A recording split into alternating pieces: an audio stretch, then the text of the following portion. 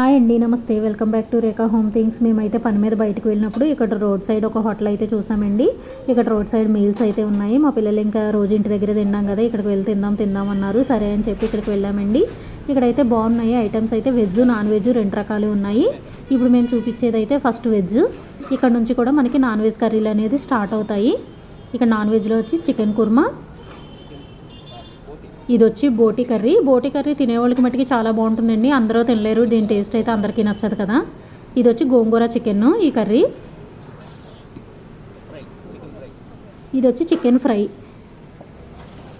మనకి చేపల పులుసు. నాన్ వెజ్లో అయితే రకాలు ఎక్కువగా ఉన్నాయండి, తినేవాళ్ళకి బాగా ఉంటుంది. ఫిష్ కూడా బాగా కుదిరింది, టేస్ట్ అయితే బాగుంది.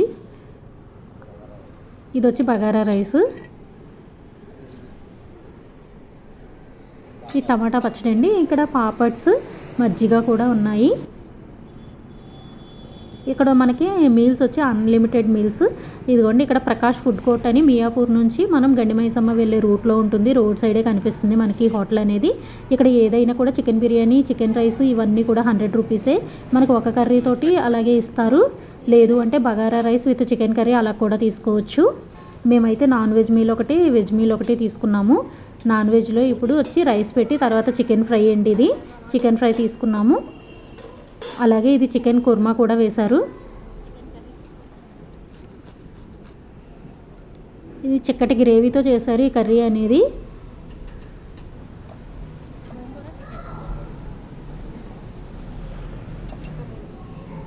ఇక్కడ మనకి బోటీ కర్రీ అది కూడా ఉంది. బోటీ కర్రీ అయితే మేము వేయించుకోలేదండి. బోటీని ఫిష్ అది పెద్దగా తినలేదు, ఎందుకంటే అన్నీ ఒకటే దాని మీద అయిపోతున్నాయి కదా అని చెప్పి మేము వేయించుకోలేదు. ఇక్కడ టమాటా చట్నీ కూడా టేస్ట్ అయితే చాలా బాగుందండి. ఇక్కడ కొంచెం బగారా రైస్, అలాగే పాపడ్స్, ఆనియన్స్ కూడా ఇచ్చారు మనకి. ఇదైతే non veg meals. Non veg meal, ఈ మీల్ వచ్చి మనకి 100 రూపీస్ పడుతుంది. మనకి రైస్ అయితే అన్లిమిటెడ్ అండి. కర్రీ కూడా మనకు కావాలి అంటే మళ్ళీ వేస్తారు.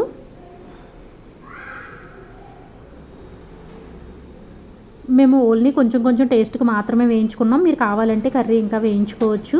ఇదైతే వెజ్ మీల్ అండి. ఇప్పుడు రైస్ పెట్టి దీంట్లోకి టమాటా చట్నీ వేశారు, అలాగే పాపడ్స్ కూడా వేశారు. ఇది వచ్చి బెండకాయని టమాటో తోటి ఒక గ్రేవీ కర్రీ అనేది చేశారు. మనకి వెజ్ మీల్ కన్నా కూడా నాన్ వెజ్ మీలే టేస్ట్ అనేది బాగుంది.